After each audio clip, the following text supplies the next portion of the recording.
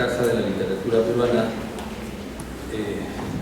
ha organizado y diseñado este evento que acompaña, por cierto, la muestra que se ha llevado a cabo gracias a la generosidad de los herederos de Blanca Varela.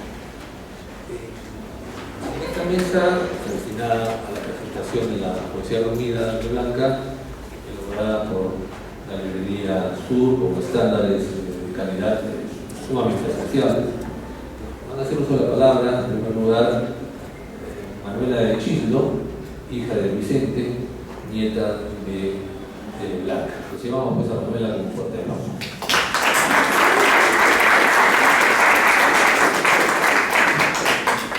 Muchas gracias. Yo estoy aquí hoy día en reemplazo de mi padre, que está un poco enfermo. Quisiera decirles en nombre de la familia de Blanca, expresar nuestra alegría por haber publicado este maravilloso ejemplar de su poesía reunida y agradecer a todos aquellos que participaron en su realización.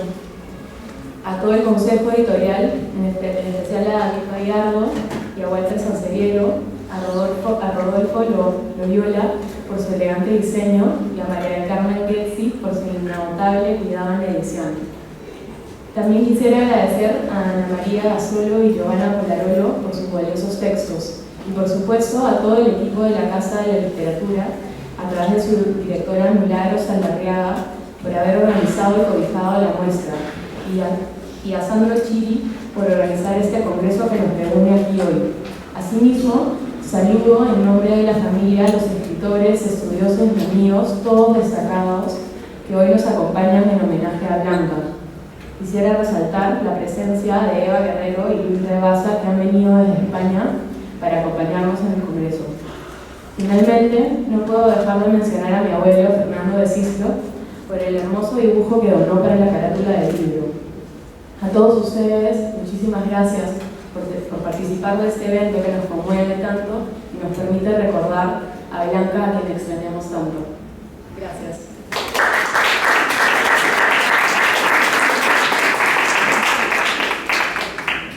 En el programa, por cierto, tiene que estar presente un representante de la librería Sur. La librería que es un referente cultural de nuestra vida cultural, pues, limeña. En representación de esa institución va a hacer uso de la palabra David Gallardo, que acaso nos cuenta un poco cómo nació esta iniciativa y qué dificultades tuvieron para presentar la edición. Buenas tardes con todos, muchas gracias por asistir. Yo estoy básicamente en la mesa haciendo un acto protocolar de agradecimiento, que es la parte más bonita justamente, ¿no? Agradecer a las personas que acompañaron a todo este proceso. Este proceso nació hace algunos meses, en realidad hace algunos años con Walter Sanseviero, que cuando iniciamos el rescate de algunos libros de autores peruanos, básicamente de poesía, entre ellos de César Moro, de Falken. Reeditamos hace 12 o 15 años, no me acuerdo, una carpetita que se llamaba El uso de la palabra. Y esto nos dio las ganas de seguir avanzando para editar autores peruanos, editar o rescatar publicaciones de cual todo el mundo habla pero que nadie tiene, o que circulaban, en mi caso, estudié yo en San Marcos Literatura, circulaban en fotocopias. Esa búsqueda, digamos, por solventar ediciones estaba presente en Walter, que tiene una tradición larga como librero. Decidimos juntarnos como editores y llevar a cabo este proyecto. Muchos años después nos encontramos con María del Carmen, que había trabajado una edición preciosa, ¿no? Que publicaron en el 2014, si no me equivoco, que es Puerto Sucre. Esta edición facsimilar, con anotaciones, con las tachas de Blanca Varela, nos animó a decirle, acercarnos obviamente a la familia y proponerles a sacar la edición de la obra completa. Ella nos hizo una salvedad de que no podía ser obra completa, obra poesía completa, Reunida. Y así salió este proyecto, se llevó adelante. Fueron unas reuniones amenas, divertidas, pero de mucho trabajo, donde la carga fundamental la tuvo María del Carmen, justamente porque tuvo una pulcritud absoluta para convocar a las personas que debían hacer el prólogo, el exordio, no estábamos muy seguros de los términos, y se convocó a Giovanna Palarolo y a Ana María Gasol, a quienes agradecemos muchísimo, porque tuvieron la disposición inmediata de hacerlo. En esas reuniones, básicamente, de lo que tratábamos, de deliberábamos, era si la edición que teníamos como centro, como base, que era la edición que publicó Galaxia Gutenberg hace algunos años en España, tenía algunos errores. Entonces, siempre saltan las apos y María del Carmen estuvo ahí para corregir.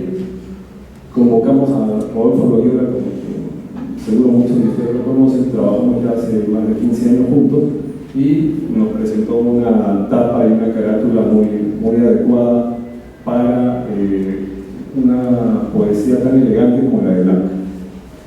En esos detalles, justamente, es que logramos conocernos con María del Carmen, con su familia, y llegamos a sacar este libro que espero supla, digamos, ese vacío que ha quedado, que había quedado editorialmente con las publicaciones de las poesías completas de Blanca Varela. Yo vuelvo a agradecer nuevamente a todas las personas que participaron en este proyecto. Agradezco a Sandro Chivi, a Milagros Saldarrea por haber promovido desde hace bastante tiempo, se veía que venían trabajando el proyecto de esta muestra, y de invitarnos a nosotros como participantes para inaugurar este congreso. Quería solo agradecer obviamente este proyecto gracias a María del Carmen, que representa a Casa de Cuervos, y a Sur Librería Anticuario, que es la editorial que maneja Walter Sazarielo y que apoya también desde hace algunos años. Muchísimas gracias a todos por haber asistido. Gracias a ti, Sandro, nuevamente, y nuevamente a la Casa de la Literatura por habernos invitado.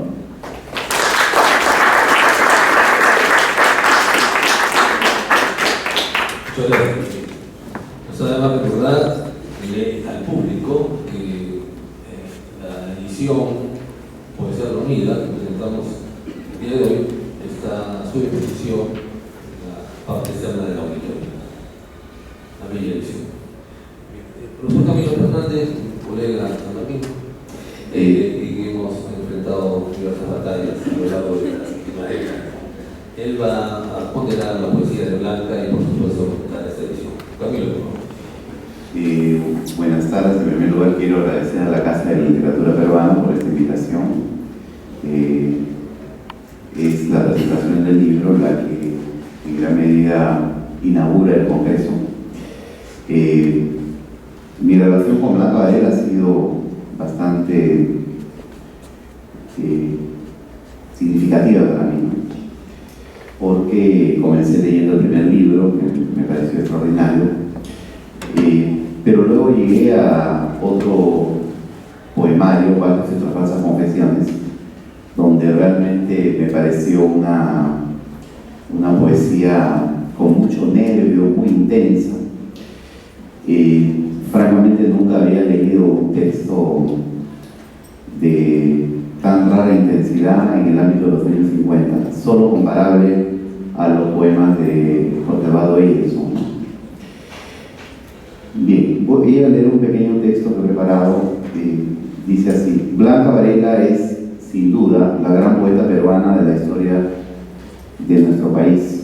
La publicación de su poesía reunida por Casa de Cuervos y la Librería Sur constituye un acontecimiento editorial sin precedentes, porque implica la revaloración de la obra de Varela, que no tiene parangón en el ámbito de la poesía en lengua castellana.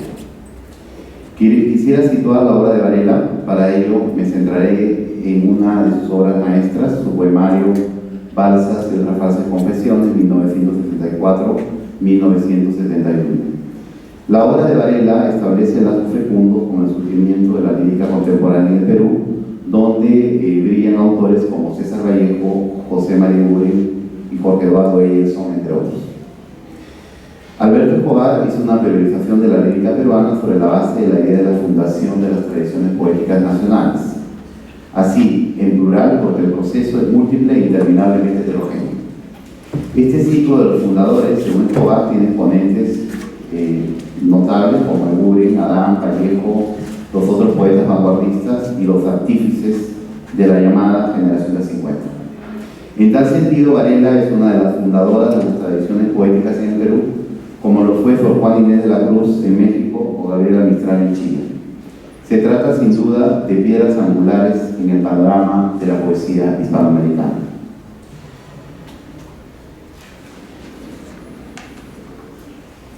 Creo que la escritura de Varela tiene varias fuentes. Mencionaré fundamentalmente dos: el simbolismo francés y el surrealismo. Stéphane Mallarmé, gran poeta simbolista, piensa que nombrar un objeto, cito, es suprimir las 3/4 partes del goce de un poema que se obtiene al irlo adivinando poco a poco. Sugerirlo, ese es el sueño, fin de cita. Es decir, Varela no nombra, sino sugiere sutilmente algunas atmósferas y disiente de la poesía de compromiso político, cuya máxima expresión es en el Perú de los años 50, el notable poemario Edición Extraordinaria de Alejandro Romano.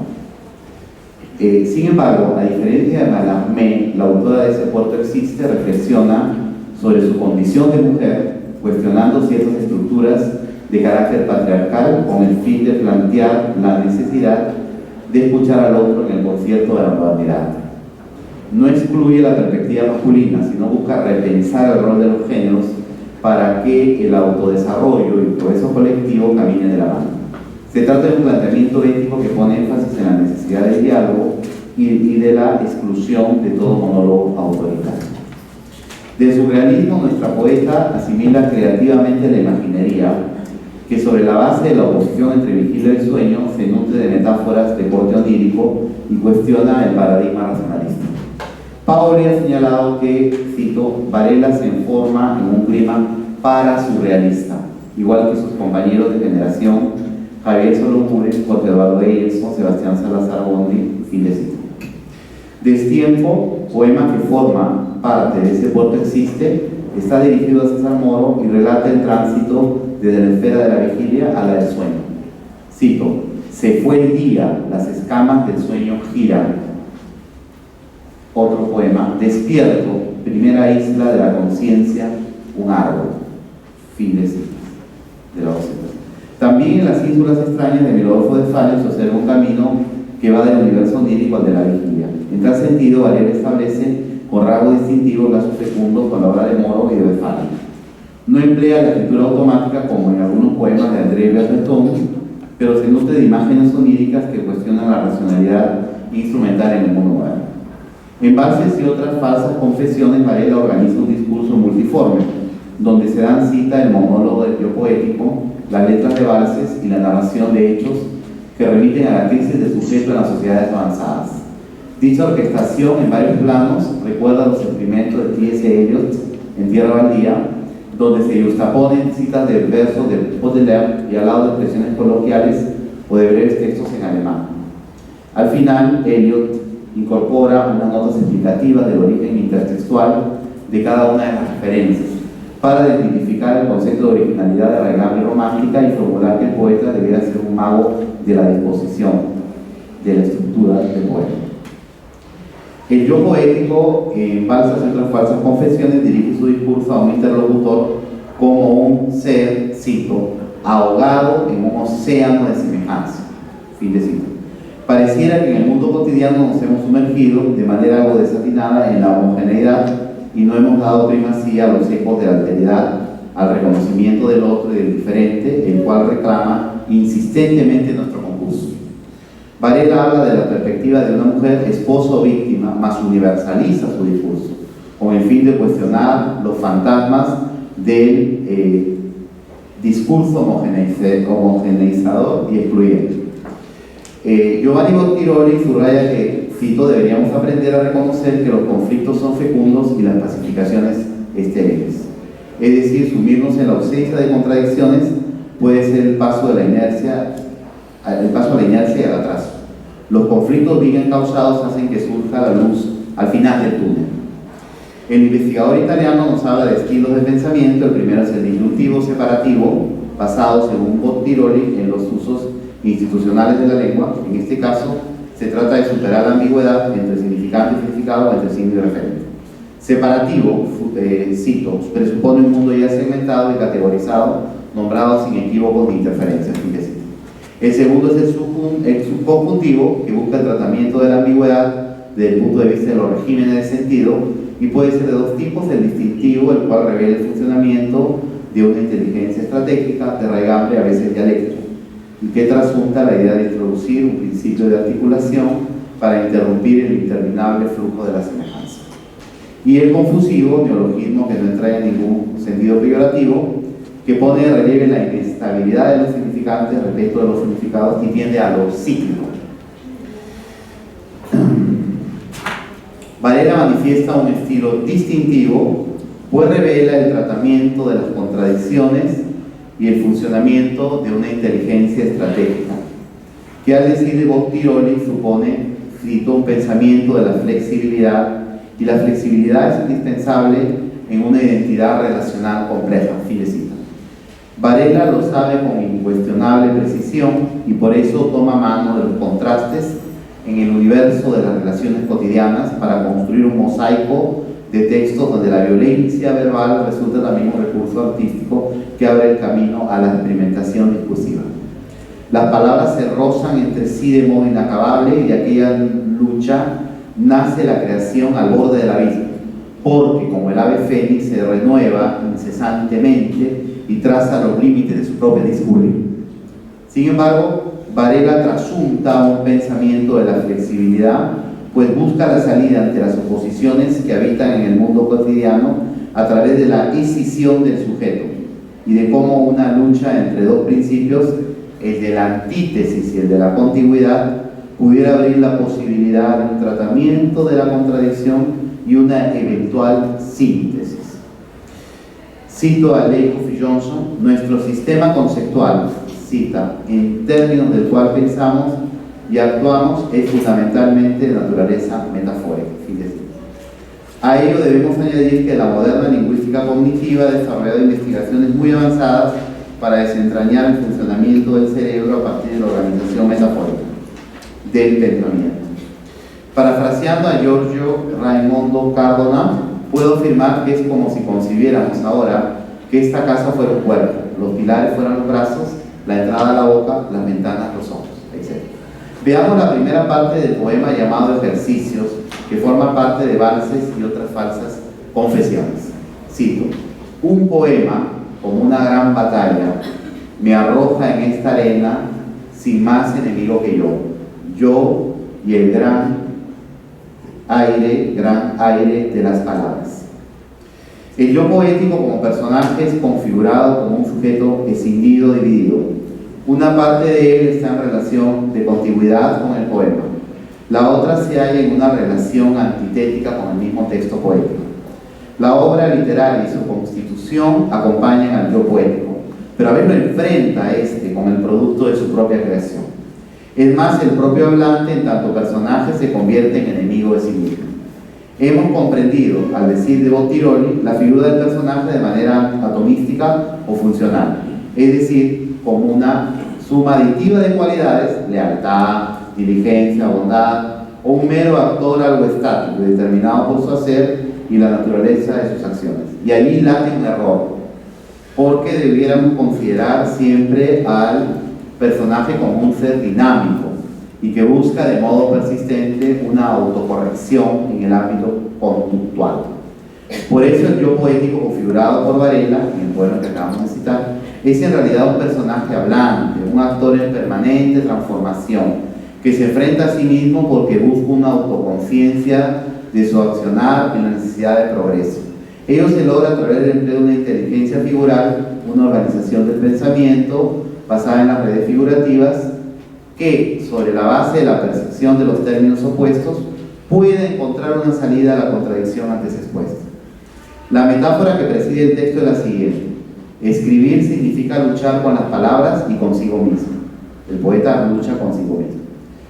El poema Ser Humano, que arroja al yo, es un personaje metonímico que, como hemos visto antes, establece una relación antitética con el yo poeta, quien percibe su interioridad como otra antítesis, donde se trasunta una división entre dos aspectos del sujeto que luchan entre sí. Uno que cultiva la escritura del poema y otro que ve a este como un permanente enemigo en el campo de batalla de la creación artística. Además, hay la metáfora el gran aire de las palabras, donde se observa que el lenguaje no solo tiene un enorme prestigio, se alude a su grandeza en tanto producto, sino que implica una concepción plástica, pues se concibe que las palabras son concebidas como si tuvieran volumen largo y ancho, como si fueran las partes de una figura escultórica en el ámbito de las artes plásticas. Otro poema notable en lo que respecta a la orquestación figurativa es el Batelángelus, donde el yo poético le increpa a su interlocutor un comportamiento atravesado por la violencia y por la preeminencia del monólogo autoritario. Cito: ve lo que has hecho de mí, la santa más pobre del museo, la de la última sala, junto a las letrinas, la de la herida negra como un ojo bajo el seno izquierdo. Ve lo que has hecho de mí, la madre que devora a sus crías, la que traga sus lágrimas y engorda, la que debe abortar en cada luna, la que sangra todos los días del año. Fin de cita. Un leve hálito vallejiano de traspié entre dos estrellas parece impregnar el fragmento antes citado. El poema de Varela esgrime un cuestionamiento de los marcos institucionales de la sociedad patriarcal y del orden androcéntrico. La relación entre el yo poético como personaje y su interlocutor es de raigambre antagónica. Vale decir, la antítesis cumple un papel esencial en la interrelación entre los personajes del poema, la oposición entre ambos. Sin embargo, el final del texto es sumamente ilustrativo. Tu imagen en el espejo, cito a Varela, tu imagen en el espejo de la feria, repito, me habla de una terrible semejanza. Hemos pasado de la antítesis a la metáfora, de la confrontación a la analogía. El yo poético aparece nuevamente como un sujeto dividido. Una parte ocupa la casilla de ser agredida por el discurso autoritario, en cambio la otra parece ser un reflejo del ejercicio de la violencia en el mundo cotidiano. Recordemos que Bob Tiroli había afirmado que las confrontaciones permiten conocer a plenitud el movimiento de autocorrección que realiza el personaje, cuyo accionar es dinámico y no una mera suma de cualidades abstractas. El yo poético transita de una antítesis, un cuestionamiento del monólogo autoritario, a la percepción, solo percepción, de una terrible semejanza, analogía entre la víctima y el victimario, analogía que es vista de manera crítica. La acción del victimario pareciera haber dejado algunos rezagos de violencia en el comportamiento de la víctima. Allí tenemos una crítica de Varela a la denominada, comillas, cultura de la barbarie, como un espacio vital donde el nivel de deshumanización se incrementa de tal forma que infesta todas las prácticas del mundo cotidiano. El ejercicio del poder degenera al sujeto y hace que la poesía esgrima su voz como una praxis donde asoman la conciencia crítica y la posibilidad de progreso para salir del círculo del autoritarismo y escuchar la palabra del otro. Lautréamont afirmaba que la poesía debía ser escrita por todos. Ezra Pound decía que ella era una ciencia, tal como son la química y la biología. T.S. Eliot subrayaba que el poeta tenía como misión fundamental preservar su lengua.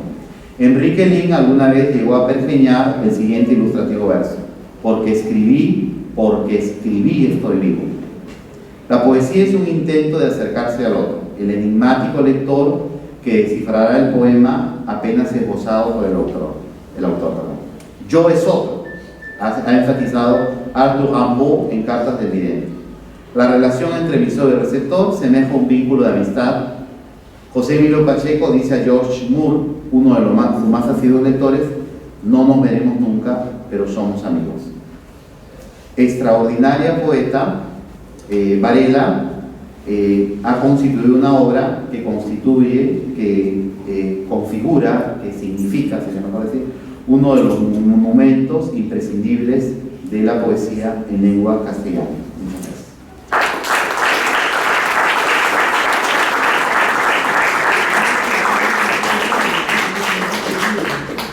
Muchas gracias, Camilo. Varela, como todo ser humano, tuvo diversas facetas, no solamente la de genial creadora, sino también la de una abuela feliz con sus nietos.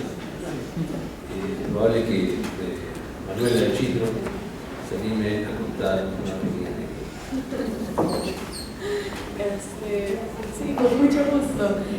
La verdad que creo que una de las grandes pérdidas que hemos sufrido mis primas y yo es no haber conocido a nuestra abuela de adultas, porque creo que hubiesen habido muchísimas cosas que nos hubiese gustado conversar con ella y que ella nos explique. Y entonces es bastante especial para nosotros estar aquí sentadas con personas que han estudiado y que se animan a investigar sobre todos los motivos y las razones que rodean toda esa obra que tuvo nuestra abuela, que por lo menos a mí me intimida un poco porque se siente muy personal a veces leer las cosas que he escrito. Pero bueno, Blanca era una abuela a la que jamás le dijimos abuela ni ningún apelativo de ese tipo. Para nosotros era Blanca. Pero no por eso dejó de ser un personaje crucial y cercanísimo para nosotras tres, ¿no? En realidad somos 5 nietas, pero fuimos, digamos, 3 de la primera camada que realmente la disfrutamos de niñas, porque mis hermanas nacieron muchos años después. Y Blanca nunca, si bien nunca tuvimos esa clásica relación de abuelos y nietos, sí tuvimos una relación en la que nunca nos sentimos minimizados ni infantilizados, por ahí decir que eso se dice, sino más bien fue una relación en la que ella nos permitió, nos descubrió a nosotros como pequeños humanos y en la que siempre se fijó en qué cosas nos gustaban, en qué cosas nos interesaban y hacernos todo el espacio que fuera posible en su casa y en su vida para eso, ¿no? Si se enteraba que nos gustaba un color especial o algún juguete especial, nos traía ese juguete cuando se iba de viaje, o si se enteraba que nos faltaba algo, inmediatamente nos llevaba a buscarlo. Fue una persona muy, muy atenta en nuestra vida y por eso es que es un vacío tan grande que no esté ahora, ¿no? Pero también la recordamos con mucho cariño y con mucha risa también, porque Blanca era una persona divertida y siempre la pasábamos bien en su casa. Su casa era para nosotros un mundo a descubrir. Subíamos, bajábamos, abríamos cajones, entrábamos a cuartos, nos escondíamos, qué cosas no hacíamos. Y todo nos permitía hacer eso, ¿no? Siempre hubo sitio para nosotros. Y eso es un recuerdo que voy a tener siempre muy presente. Muchas gracias, muchas gracias. ¿Y qué pregunta me hubieras hecho hoy a tu abuela? Me pones un poco en aprietos. No sé, creo que cosas personales, la verdad, sobre qué significó para ella tomar las decisiones que tuvo en cuanto a su maternidad, quizás, porque yo soy una madre nueva, o cosas de ese tipo, ¿no? Y cómo se enfrentó a esos retos de su vida, sus intereses personales y luego también el interés y el amor que siente por sus hijos. Muchas gracias, Romela. Vamos a dar un corto intermedio y un aplauso para la mesa.